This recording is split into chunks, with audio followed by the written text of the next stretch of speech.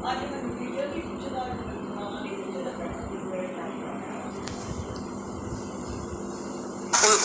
good day. Let's talk a little bit. All right, got my stitches out. Woo woo, good day. Let's talk a little bit about anti-rotation. So the idea is that you're resisting a rotational torque in your body. And the reason that this is significant is because as our bodies grow and change during pregnancy, there becomes this disconnect between the rib cage and the pelvis and how they move together. So if we rotate, when we rotate, we want the rib cage to turn one way and the pelvis to turn the other way. That reciprocal motion is our rotation. And when you get this disconnect that happens with pregnancy and postpartum, it's like there's a blind spot. You can no longer connect the rib cage and the pelvis in the same way. And so sometimes this results in difficulty recovering from a diastasis or an ab separation. Sometimes it's a factor with a one-sided rib flare. So oftentimes with a diastasis, you'll hear people caution against rotation, but I would actually argue the opposite. So we're trying to restore the function between the left side and the right side of the abdominal muscles.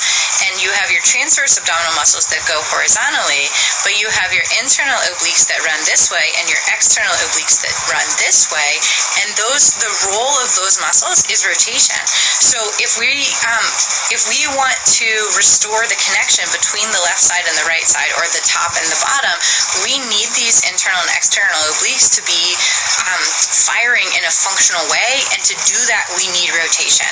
And so sometimes because there's such a disconnect, actually rotating is super confusing, but resisting rotation, coordinating it with your breathing and your pelvic floor function can help you find those muscles that aren't turned on. And so once you can resist rotation, then you're starting to reconnect your brain with these muscles that you've become disconnected from.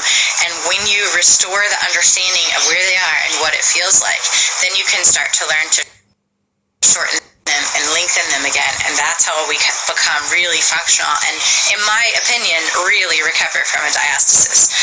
It was definitely the case for me. I couldn't get so far until I really learned how to rotate. And the same sort of concept works for a one-sided rib flare. I'm going to go into this in more detail on Monday, but it's the same kind of disconnect between your rib cage and your pelvis, and we need rotation in order to affect what's happening on one side and get that rib back under control. The last thing I wanted to say is thank you to everybody who responded to my poll yesterday. Definitely more to come for you on the pelvic floor and walking.